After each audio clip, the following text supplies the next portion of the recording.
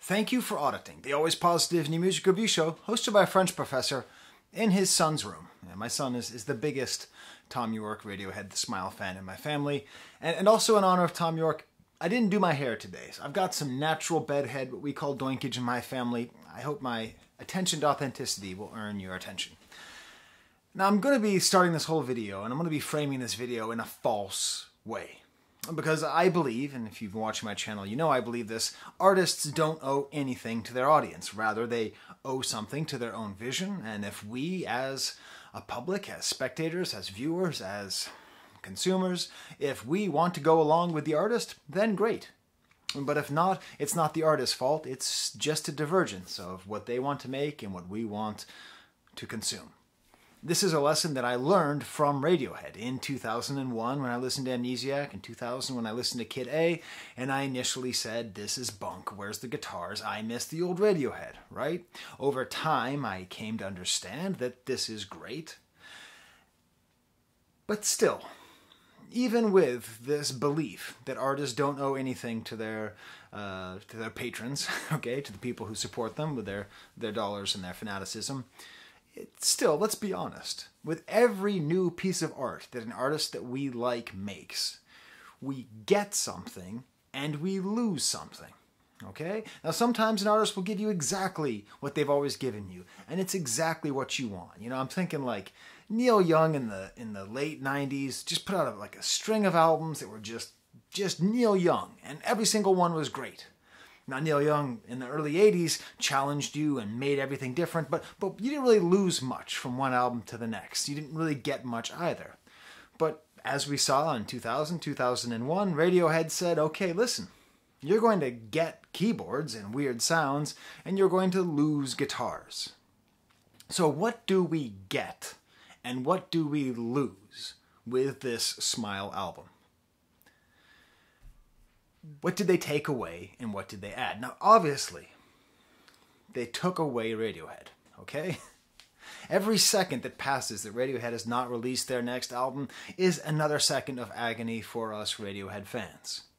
But this is a different kind of take away. It's not like Atoms for Peace or Tom York's solo work. It's not like whatever kind of Paul Thomas Anderson soundtrack, whatever kind of soundtrack Johnny Greenwood is doing. It's this weird thing where it's the two primary members of a group not being in the group. It's so much Radiohead to not be Radiohead. It would be like if in 1975, Keith Richards and Mick Jagger released an album that was not the Rolling Stones. It actually reminds me a little bit of Robert Page and Jimmy Plant. Robert Plant and Jimmy Page of Led Zeppelin. Led Zeppelin concert poster up there. Who did tour in the 90s. And to their infinite credit, they did not call themselves Led Zeppelin. They called themselves Page and Plant. Now, to their not credit, they didn't even call John Paul Jones to see if he wanted to go, but that's neither here nor there, okay? So, in a way, every Smile project feels, and I don't think this is the accurate truth, but it feels like they're taking something away. So when we think about Radiohead's release, okay, 93, 95, 97, 2000, 2001, 2004, 2007, 2011, 2016, okay, so we go from 2 years, 3 years, 4 years, 5 years, and now 8 years plus. And this sense of loss, the sense that anything that is made by any of these people, even if it's the drummer Phil Selway's drum projects, or if it's Ed O'Brien's, whatever that was from a couple years ago, that nice album, it feels like it's being taken away. But I think what Radiohead is trying to do, or what they have done, at least in my mind, is they've moved from Spielberg to Kubrick, okay? I'm a big fan of Stanley Kubrick. You might hear my baby in the background. Don't worry about it, okay? This is a full house. That's the other reason I'm recording upstairs. My baby's got to have the full run downstairs. If the baby's in the other room, it probably needs a change, okay? So, you're just going to have to deal with the crying. Wah. Okay, Stanley Kubrick, right? If we think about Radiohead like Stanley Kubrick, things get a lot more easy, at least for me. Because if we take Kubrick's run, really starting with The Killing in 1956, this is the amount of time in between movies. 1 year, 3 years, 2 years, 2 years, 4 years, 3 years, 5 years, 7 years, 12 years, okay? Eventually it just got more and more extended in the exact same way that Radiohead did. Now listen, A Moon-Shaped Pool is not as good as Amnesiac. Eyes Wide Shut is not as good as Clockwork Orange. However, Moon-Shaped Pool and Eyes Wide Shut are both great examples of art from those artists. I could not be happier with them, right? If you understand that distinction. So, you know, we're trained to think as consumers of artists to be like Spielberg, you know? When Kubrick died, he was at the age of 70. He had done 13 movies. At that point in Spielberg's life, he had made 35. And if you want Spielberg, it's just not going to be Radiohead. Fundamentally, what we want from Radiohead is what they give us. This unbelievably well-worked, intricately constructed, dissonant masterpiece after masterpiece after masterpiece of stuff that works, and you don't think it works, and then it does, and new sounds and old sounds and everything. And when you get it, you just feel this warmth and this happiness, like you've just witnessed something that goes sort of beyond music, like beyond just the album release schedule. And, oh, there's a new album. Oh, there's a new album. Like you get the sense it's something more, in the same way the Kubrick film felt like something more. You know, Full Metal Jacket is not just a Vietnam movie. There's like 8 Vietnam movies in the mid-80s. It wasn't Platoon. It was Full Metal Jacket. But what else did we lose? This time we lost something else with A Light That Needs Attention for Attraction, or whatever that album's called. We at least had Nigel Godrich, the producer. On this album, we have Sam Petz Davies. Who? Oh, the guy who produced that Marika Hackman album that's super good, and I'm like 3/4 done with a review, and I don't know when I'm actually going to finish it. Have you checked out Marika Hackman? Hey, actually, Sam Petz Davies is a super good producer. But when we lose Nigel Godrich, we've definitely lost, and this is nowhere on the album, is there any feeling of intricately constructed, dissonant masterpieces, okay? None of that is on this album. That monumentality is totally gone. We have lost that. We don't get it.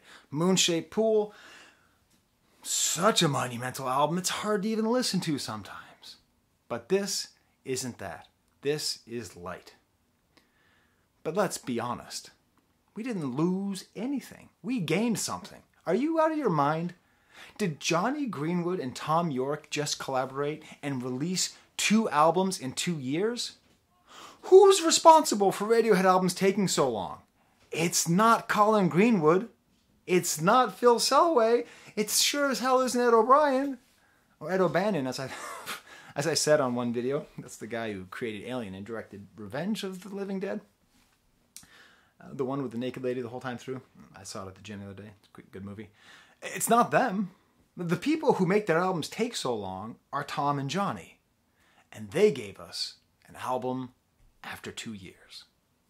So we did not lose anything. We just have more. This is like if Kubrick, just for fun, decided to direct TV in the middle of the 90s and made like amazing TV movies that we can just learn to appreciate.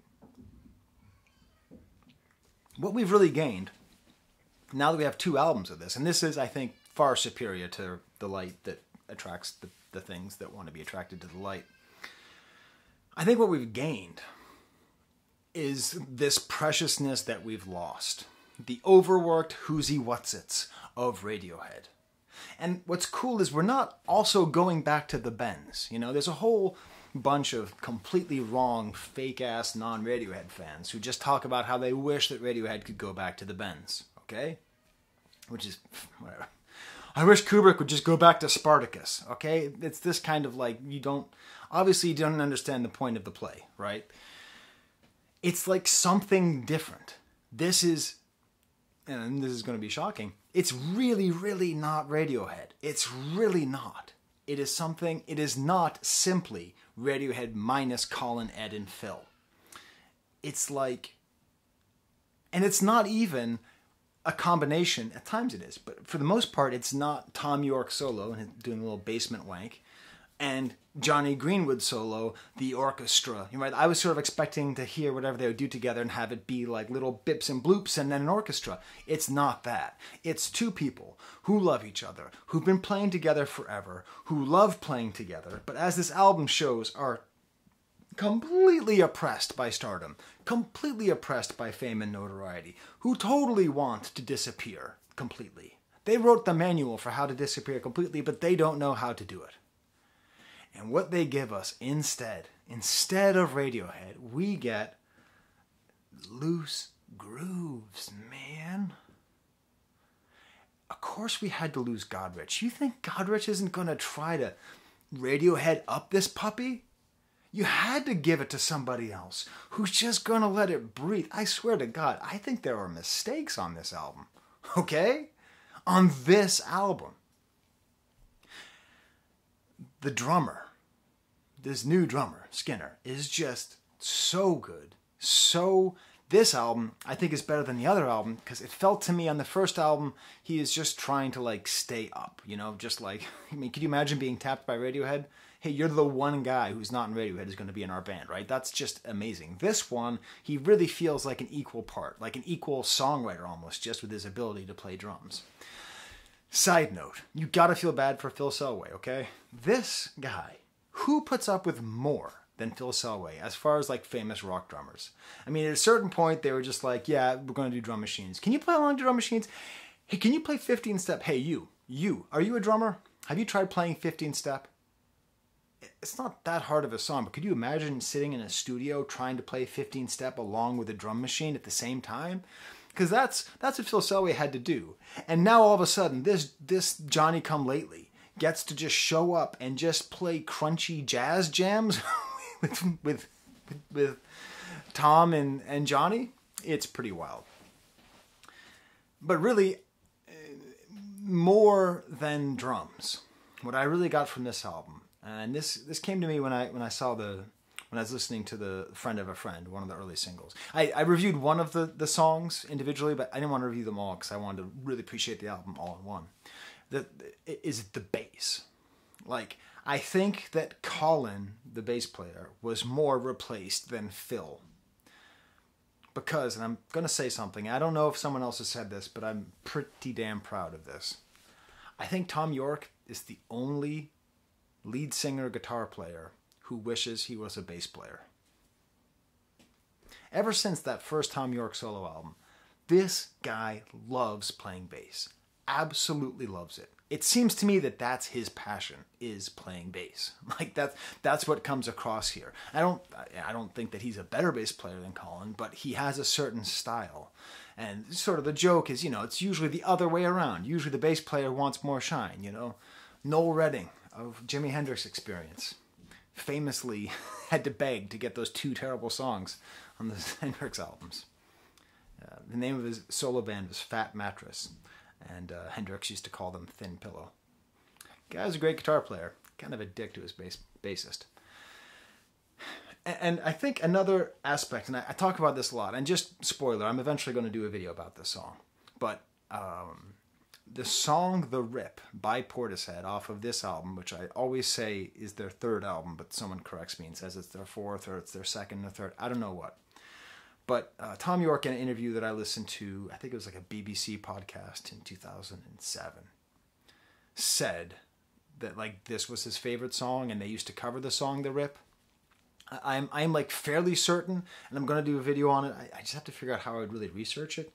But that like The Rip by Portishead might be like the most influential song of the 21st century. Just how much you hear people try to create the kind of rolling, ominous, modular soundscape, the kind of like drum machine and real drums and release and feeling and computer and human and the whole thing. It really, really feels that way. And then the other thing that it reminds me of, oh my God, do I have to turn off my computer? I'm sorry, that ding, that was a mistake. I'm One Take Skippy, by the way. I don't edit my videos, so you're just gonna have to deal with that little bing. And the baby's crying. And the fact that the light in my son's room is not so good. But I had to include the Downs View poster. I went to that concert. The concert didn't happen. Paradise Rock Club, 1995. I went to that concert. Great show. Just randomly. It's weird, right? There's a certain random aspect of intellectual research where sometimes things just pop into your head and you don't really know why. So I went to the Record Archive in Rochester, New York. They don't sponsor me, but I talk about them in almost every show because it's the best record store in America. And I went to go buy Smile, this new album, Ice Eyeballs, Wall of Eyes, and they didn't have it, sold out. Makes sense, right? And then as I was driving home, my daughter just decided to come up with a game of name a band for every letter of the alphabet. And so I just went as quickly as I could. I didn't try to come up with the coolest names or the best names. And for whatever reason, I was like, ABBA, Beatles, Can. I don't know why Can was the first C name that I came up with. I mean, the Congos, you know. Hell, I could have come up with, just starting with C-A-N, I could have said Canned Heat. I don't have a CD of theirs. I could have said Cannonball Adderley. I could have said Can I Bus. I could have said all that, but just randomly I said Can. And when I said it, and my daughter said, who's Can? And then she said, oh, actually, I know one of their songs. I'm like, who's Can? And we were listening to Smile. I was like, who's Can? Smile is Can. Smile is trying to be Can. Wow. How did this randomly pop up?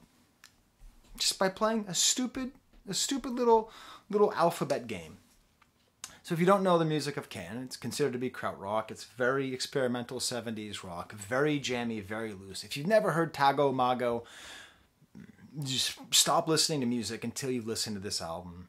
You'll hear it like so quickly. You'll hear the cool rumbling drums, the disaffected, distant voice.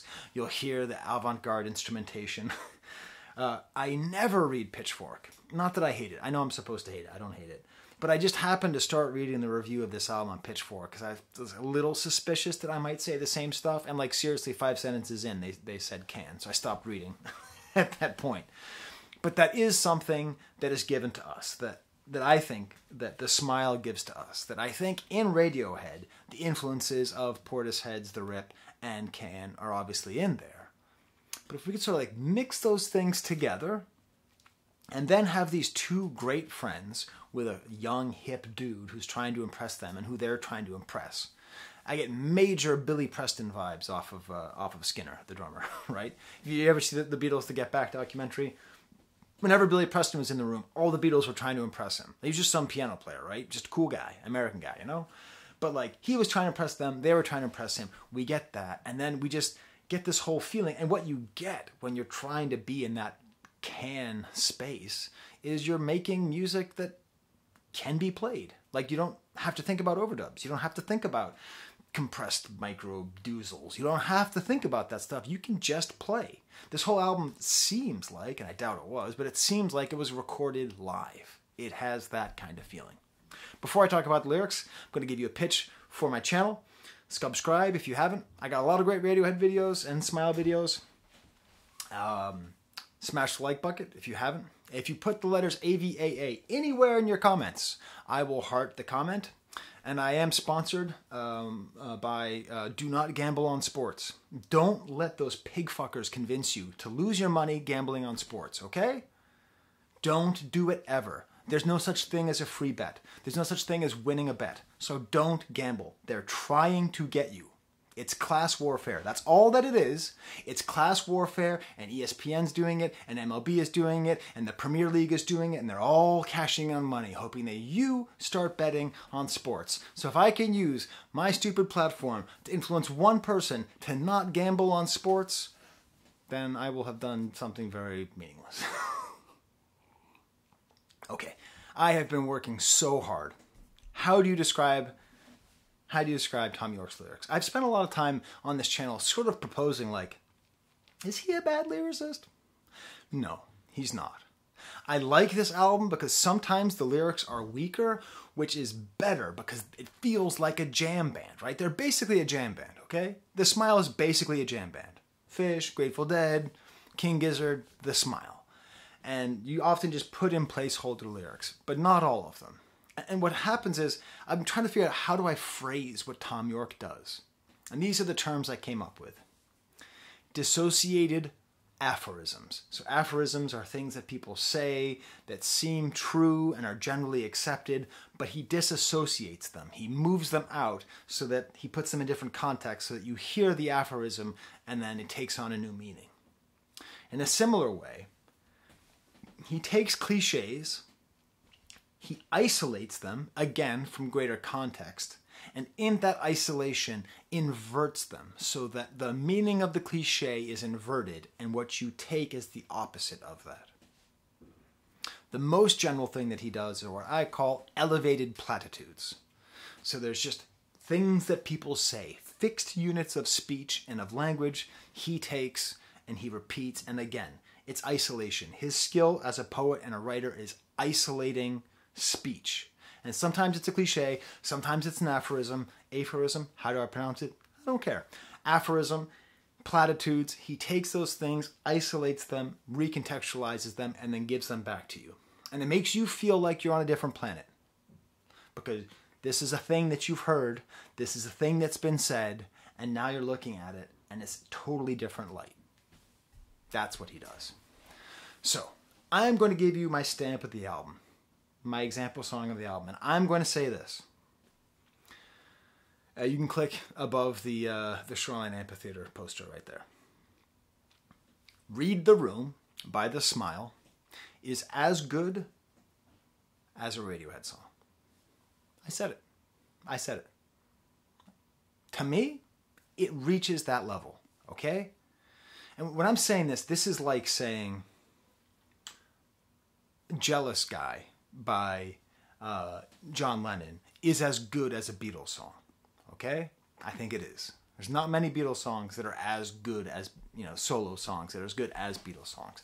This is, in my opinion, the only The Smile song that is as good as a Radiohead song. But oh my God, Read the Room is the reason that this album exists, is the reason that we need to be on our knees thanking Thom Yorke. Weirdly phrased, right? Because this is the gift. Because The Smile does what Radiohead don't. Okay? To quote Sega, that's what they do. Radiohead's not doing this. This is way too loose. Now the guitar work is very, very Johnny.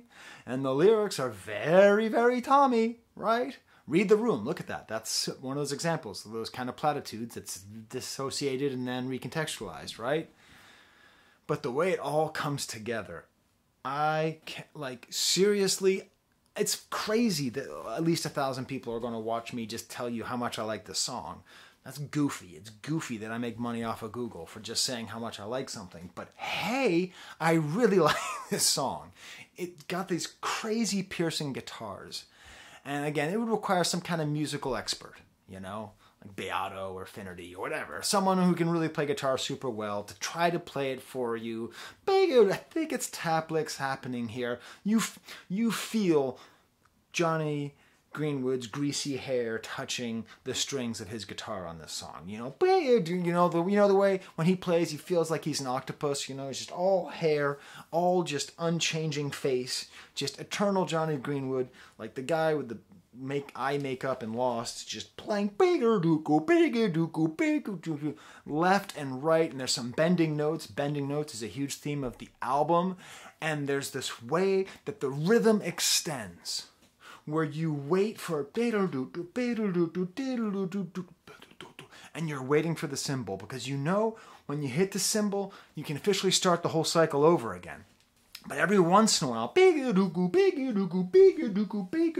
and then the singing goes and the lyrics extend until you get that crash. It's awesome. Very hard to dance to.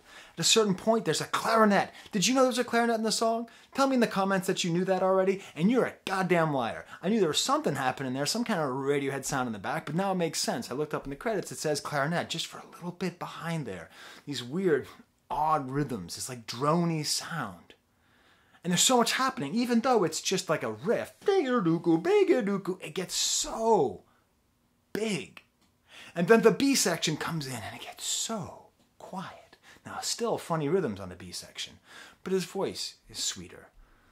More of that ominous Radiohead sounds in the background. I don't know what they do, like cymbals or keyboards, or just, there's like a general white noise of dread that's in a lot of Radiohead music. This is the only song that carries with it the explicit tag because of this song. Keep that shit away from me. And then we get to the post B section. So I guess the repetition of the A section, the part I like. And that's where it becomes clear. That whole little quiet part, that's just to give you a break so you can get more excited when it comes back. And if you're not paying attention, you might not notice the second time, okay, this goes as hard as a diamond. Okay? The first verse goes as hard as a diamond, but the second verse is a diamond cutter. It's crazy how hard it goes. The drums are going harder. The bass adds fuzz on there. I'm telling you, Thom Yorke's entire solo career wouldn't be necessary if you just give up and just play bass. Put Colin on guitar and vocals. Just let Tom play bass. It's loose and it's tight. You get me? It's just so good. And of course, they still have so many layers, so many things happening here. Unexpected return to the B section. Very, very Can-like. Very whingy keywords. Goes back to the rhythm, back to the groove again. And then, new song. What? In the middle of the song, there's a new song? Totally new song. Very modular, this whole track. Would Godrich let this fly? Tell me. Would Godrich let this fly? I mean this as the highest compliment to Nigel Godrich. He is an excellent Radiohead producer, and he would not let this fly, because this is sloppy and weird, which is why it's so great. Because what are we getting from this smile? It turns out we're getting the smile. When Radiohead gets back together, I'm going to be that sad that we're not getting more smile instead. Okay? That's how good this is. And oh my God, can you imagine what this is like live? I mean, the second part or the first part, I'm freaking out. And I don't even know if they're playing anywhere near me. Now the lyrics, okay, the lyrics. As far as I can tell, this album is, and this is going to shock you, Thom Yorke complaining about his life. I'm being a dick. He's great. But I think what he's mainly complaining about is fame and what people expect of him. And I think this is him complaining about being a cash cow. There was a documentary about the Grateful Dead that came out on Amazon Prime a couple years ago called Long Strange Trip It's Been, something hippy-dippy bullshit like that. And it's an okay documentary. It's not as great as it should be. But my favorite part is that they really emphasize that Jerry Garcia, okay, he was killed by donuts and heroin, but he was also, really worked hard. And he had to keep touring. And when you get to a certain level of fame, your work is other people's lives. So what's your job, right? You work at the Coffee Bean. You work for paychecks. Doesn't matter. Doesn't matter where you work. Okay. Imagine if you had enough money, you didn't have to go back to work. No, you didn't have to go. You're fine. You're set for life. But if you don't go back to work, everybody who works with you is out of a job. Okay? That's the reality of these people. Okay? I mean, Taylor Swift made it clear by making $1 billion, whatever it is. And when the time is right and when the end has come, maybe you can't be arsed for $500,000. That's your opinion. That's how the story goes. That's the feeling that I get. This is largely about that sense of stress. Who knows what it wants from me? This goes where he wants to be, honey for the honeybee, but I'm going to count to 3, keep that shit away from me. You know, that he just has to keep producing honey as a honeybee. And I guess reading the room is like trying to make... I'm sorry, I just see that my son has How to Win Friends and Influence People on his bookshelf. What the hell? If you're watching this, what is that doing on your bookshelf? I raised you better than that. Is that ironic? What the hell? Was this a gift from somebody? I gotta see if there's like a... Oh, wow. Man. That's weird. Okay, I'm sorry. back to the video. Yeah, so that's the track. You're in there. You're in there. Everybody says so. Again, more of these fixed lyrics. Everybody says so. I had this general feeling that he feels this huge weight on him from everybody else that he is unable to meet. So let's go through the rest of the album a little bit quicker, but not that much quicker. The first track is called House of Cards. No, it's called Wall of Eyes. I'm like, seriously? Seriously? He's plagiarizing himself, or they're plagiarizing themselves. It's okay, though. It's okay, because it's different enough, but it's very, very similar acoustically, this kind of offbeat guitar and the kind of dumpa-dumpa drums. But I love it because the guitar sounds a little rough. Nigel wouldn't do that. The Smile does, but Radiohead don't, okay? Like, you can hear, like, the sound of, like, the fingers on the acoustic guitar, and the drums are stupid muted. I thought he said Yoko, but I don't think he does. He talks about hollow eyes.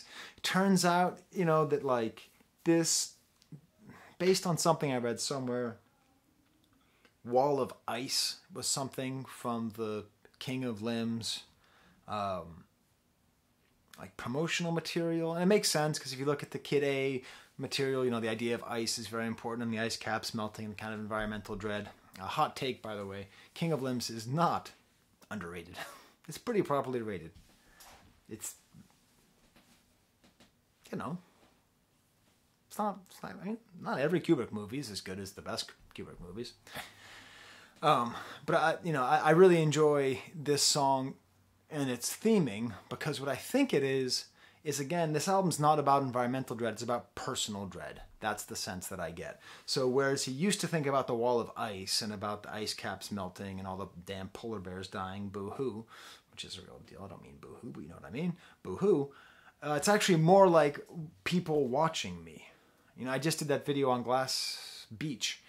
I gotta remember not to call them Glass House. Glass Beach, living in a glass house. Glass Beach, and how they talked about Sartre and hell is other people, and it's about people watching you. You really get the feeling that he's just, this whole album, he's just so upset about being watched, and that the wall of eyes is constantly watching him and expecting him to do something. A little goofy goof part here, some high guitar notes. There's a lot of fun in this album as well. Super duper Tom lyrics, down a peg or two you'll go, which I thought it was down a peg or two Yoko. Behind a wall of eyes on your own device. Is that still you with the hollow eyes changed to black and white? Maybe it's about cell phones. Maybe it's cell phones bad. It's an odd choice for an opener of the album. Because it doesn't get you psyched. You know, this is not 2 + 2 = 5. Some like weird counting at the end. I think this is the second worst track on the album, and it's the opener. So that's pretty strange. A few more random thoughts. You know, I talked to you about how randomness brought me to the Can comparison. I was listening to this on, I guess, some wrong, like, I guess it was, yeah, I guess it must have been YouTube Music or something. Because after the song played once, Slow Ride by Foghat played, because F was for Foghat, and I had to play Foghat because my daughter didn't believe that she knew a Foghat song. And so it was very funny because I didn't recognize it one of the times I listened to the album. I'm like, oh, I don't remember this. This is kind of a weird beginning. And then it was Slow Ride. So just imagine if that was the second track. And then the other thing is, you know, just chance and art. I happen to be working out at the gym, and they have like a sort of on-demand movie thing. You never know what movies they're going to have. And after I turned off that Paranormal Activity movie where someone complained about Monsanto in 1988, anachronism, the movie 1984 came on with John Hurt. And just, come on. Just, can you get more Radiohead than 1984? Like, 1984, that movie is really underrated for how it really influenced people sort of my age and Generation X with their sort of view of the world. And I think John Hurt might be the best casting ever in a literary adaptation. Just absolutely astounding. And do you know who I think would be a really good Winston Smith? Tom York. Like, that's right. Isn't he just sort of always, I mean, 2 + 2 = 5, right? That's in the book. That's in the movie, right? That's in Hail to the Thief. 2 + 2 = 5. Anyways. But it does feel to me like Tom York is less concerned. He's less of a paranoid android. He's less concerned about the government watching him, about the state. He's more worried, I think, about not being an individual human being anymore. Next track is Telharmonic. Nice, harmonious, farting synth sounds. Very high, sweet voice. The drums are almost kind of dub-like. And again, just super duper. I'm telling you, you listen to Can, listen to Mushroom Head by Can and The Rip by Portishead, and then listen to The Smile, and you'll just be like, oh yeah, I get it. Some lyrics about fish, which is cool. Weird Fish is one of my favorite tracks. Cool little like flute freak out. And it's funny because this album sort of pisses me off whenever it has dubs, because I just sort of want to imagine it just as a performance. Piling in cotton dragnets by fishermen wanting payback. Where are you taking me? Is it possible to read this as a continuation of Weird Fishes? I don't know. I don't think so. Then The Stamp, Read the Room, and then Under Our Pillows, which is great because Read the Room and Under Our Pillows just go so well together. This is like another kind of guitar exercise style song. Funny rhythms, the drums are working so hard. Again, Tom is just the happiest guy on earth playing bass. Okay, I want to like go back in time to when he was so depressed, like around 1997, and just be like, Tommy, buddy, here's a bass, just play. Doop doop doop doop. And again, with that Glass Beach album, I talked a lot about the differences when I was growing up in the 90s between myself and my friends, about how we had this sort of like struggle over how technical music should be, technically proficient, and how slacker cool it should be. And Radiohead was one of the few bands where we were able to agree. This whole project definitely goes more towards the technical proficiency, but it doesn't really lose the slacker cool either. So I love that. I love that this could play in Ben's car and in my car, as I would say. Also gets really atmospheric, just cool curly Q guitar thing, just fades out. You don't expect it to stay faded out, but it does. And there's like these trains. Okay, here's a question. Is this the least musical moment on a Radiohead project? The end of this song? Because they have noisy, weird distortion sounds, but this is just like nothingness. I think these lyrics are about like streaming social media. Like the stuff under our pillows is our dreams, and those are great. This is like, now everyone's for sharing. Episodes wiped clean. It feels maybe a little okay, Xer. Friend of a friend. When I heard the song, I just go, this is Tom York playing bass. Even if he's not playing bass, he's playing bass. I went and saw the video. Of course he is playing bass. This reminds me of the Lotus song off of King of Limbs. The best song on the album, because it has that kind of like Tom. King of Limbs was a tough time. That and the Atoms for Peace was tough because he was clearly going through like a midlife crisis thing where he was like, I'm sexy, do my sexy dance, right? I'm too sexy. Yeah. This has a little bit of that feeling, but it doesn't feel like he's trying to be sexy, but he has this kind of cool smoothness to it. And then can we just agree that when Radiohead has piano, none of the members are playing piano? It's a ghost, okay? When they were in high school, as the band On a Friday, they were in Oxfordshire upon Sussex. As they were hanging out there, they were playing, and all of a sudden the piano started playing, and it was a ghost. It was Reginald, the Oxford ghost. He went to Oxford, and he died in a weird accident in the 1800s. And that's who plays piano, because the only way to describe piano in Radiohead songs is a ghost is playing it. So, it's credited to Johnny. We know it's Reginald, the Oxford ghost. The drums come in on this song. God, this is great. This is close. This is close to Radiohead territory for how good it is. His voice... Okay, another question for you Radiohead fans. Has Tom York's voice ever been this clear and hopeful? Ever. In the entire history of Tom York singing? I'm including, You off of Pablo Honey, all right? Okay, maybe that. But has he ever sounded so hopeful and clear? Beautiful B section that's kind of like woozy, buried from the waist down. I'm now going to ruin the song for you.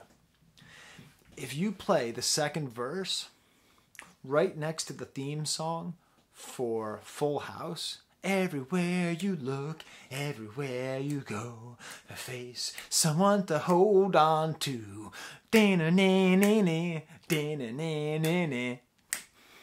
I swear to God, you put these two songs together. That's how happy it is. You know? Did you know I was going to say that? You didn't. What ever happened to predictability? True story, I used to live in Oakland, and when I would drive across the Golden Gate Bridge, which wasn't that often, because that's how you get from San Francisco, which is the rich part of the Bay Area, to Marin County, which is the richer part of the Bay Area, I would sing the entire Full House theme. But this is great. You know, the second verse has like some echoed vocals in the back. It's cinematic, but in a Beatlesy way. Like, when have Radiohead ever sounded this Beatlesy? You know, they're clearly having fun. And then there's great end lyrics. You know, like this is, you know, I'm calling it, this is the second track by The Smile that is as good as a Radiohead song. Just this beautiful end. All of that money, where did it go? Where did it go? Because again, like, it's weird. There's a lot of talk about money in this album. Allegedly, this is all about the COVID thing and about like the balconies or people singing. The music video is like the best and worst of Paul Thomas Anderson. Have you seen the video? It's awesome. It's just them performing at like a school, like open space. But if you've worked in schools like I have, you know this is like probably a $60,000 a year private school. $80,000 a year private school that they're filming in. Like this space, I know spaces like this. I've taught in spaces like that, you know? So immediately I'm sort of like, oh, all right, it's just a little bit jarring. Just the class stuff, it's just a little bit jarring on that. But it's beautiful because I think it's sort of trying to be a tribute to Truffaut's 400 Blows, where they film kids watching a puppet show and it's just all natural. And it's just kids. They're really emphasizing how bored the kids get watching this music. It's very fun, taking the seriousness out of it. And it's also great. It's a reminder of what does The Smile give you? It gives you these three people playing music and having so much fun. What if, in 1977, Billy Preston, John Lennon, and Paul McCartney have recorded an album together? Would we be complaining? Okay. But then he refers to loose change. So, speaking of the Beatles, I'm not technically Charles Manson. Charles Manson had some wild theories about the White Album, none of which were true. I'm pretty sure, though, if you wanted to make the case that Thom Yorke was trying to tell you that the COVID pandemic was like a plandemic or a scandemic, you could find that in these lyrics. Because Loose Change is the name of the documentary about 9/11 being an inside job. Why is he ending it with the words loose change? Where did the money go? Was this all for the IMF and Fauci in conglomeration with Kissinger and Bill Gates? Anyways, I invite you to develop that theory as much as you like. It's complete bullshit, but it's there. Okay? It's right there.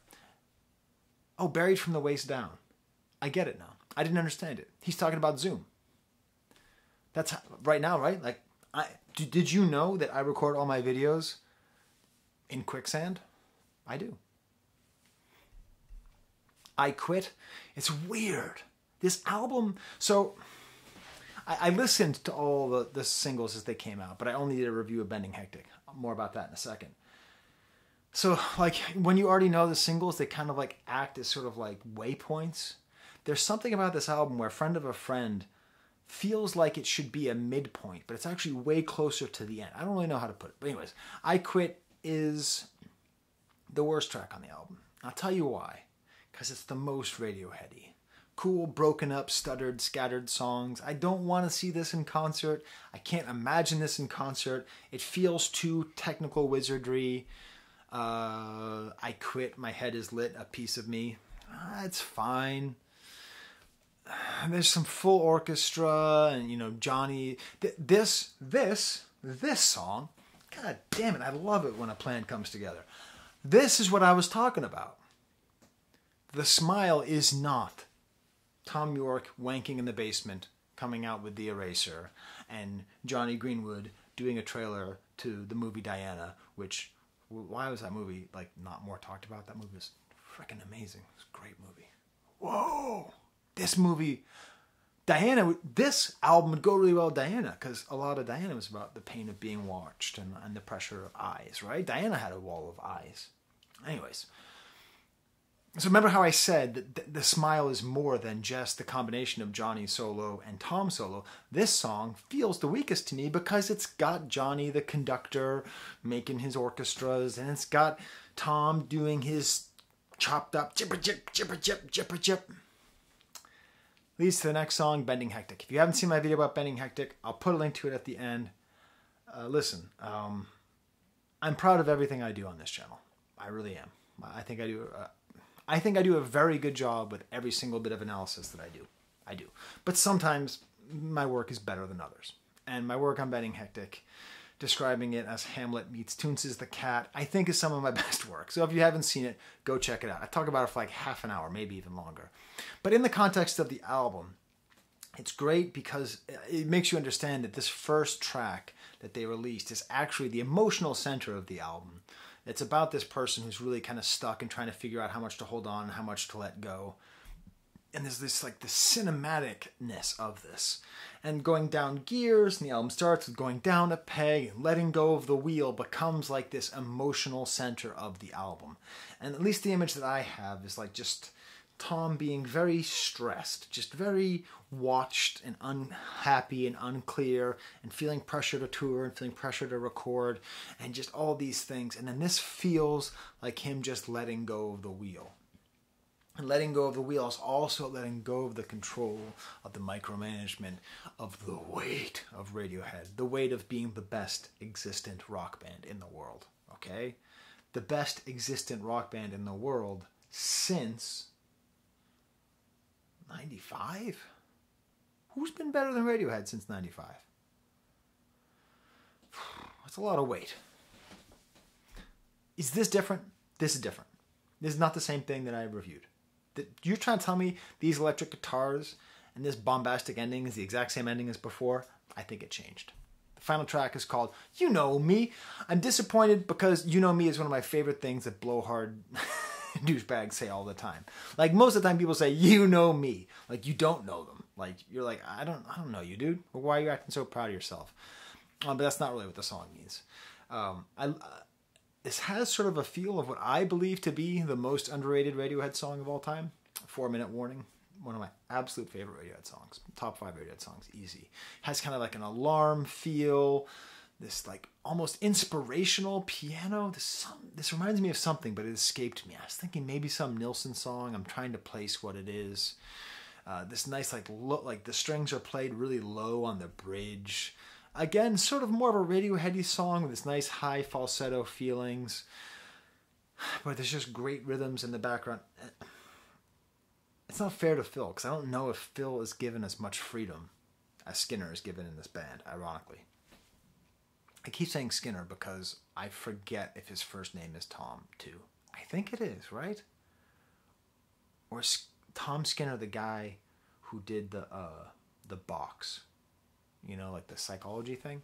No, that's B.F. Skinner. B.F. Skinner? Doesn't matter. What does matter is how awesome the cool rhythms are in the background. Very subtle. It's funny because last time I was listening to this, I was walking around in my gym and there's a pickleball court. And the rhythm of the song got confusing to me because it actually sounds like a pickleball being hit. And so I like the rhythms. It is very kind of funny. And then here it is again. Being famous and transparent. With your X-ray specs, you can see inside me or not. I think this is you don't know me, right? Like you don't know, I don't know Tom York. Dude, might be a total jerk, might be totally nice, might be a fun guy to talk to, might be a bad guy to talk to, might be boring, might be in these things. I sure think I know him. I sure think I understand him because I've been worshiping the ground that he walks on for the past 30 plus years, but I don't know him. Don't think you know me. Don't think that I am everything you say. Everything you say. This is a direct thing to us. Us, the viewers. Us, the lovers of Radiohead. The lovers of Tom York. The lovers of not so much Atoms for Peace. That was a bad concert. I don't ever need to see Flea in front of Tom York. Don't need it. Lovers of the smile that we don't know. And it's a beautiful outro to the song. And listen, I'm gonna keep going back to Record Archive until they have it. I'm not gonna buy it online. I'm going to keep supporting my local businesses. These are my Patreons who give me the money that allow me to be able to afford it. And sometimes I ask my viewers, my Patreons, if they would like a special shout out. Now, I don't just save it for the special folks over here who kick in more money. This is for anyone who kicks in any money, even the EP, okay? So here are the people who wanted a specific shout out. Logan Henry, David Danesh, said he's a big fan of this phase. Caius Clemens, most Shakespearean name of any of my Patreons. I'm sorry, what happened to my... I'm trying to find all the names here on my Patreon page, because I have a Patreon. Please join it if you want.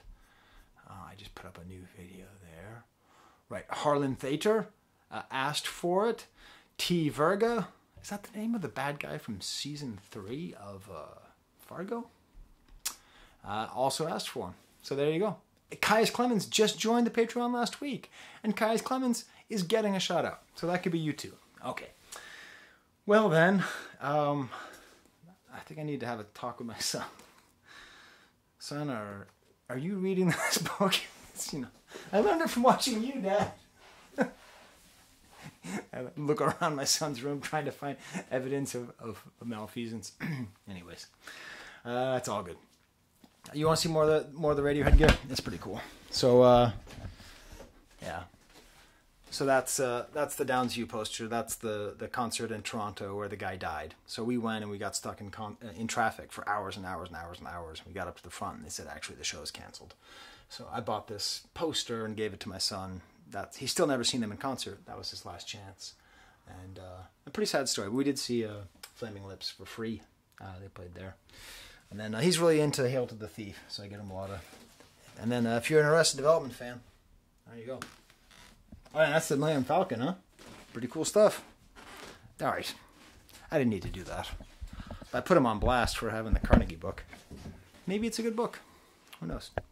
Until next time. There's the camera.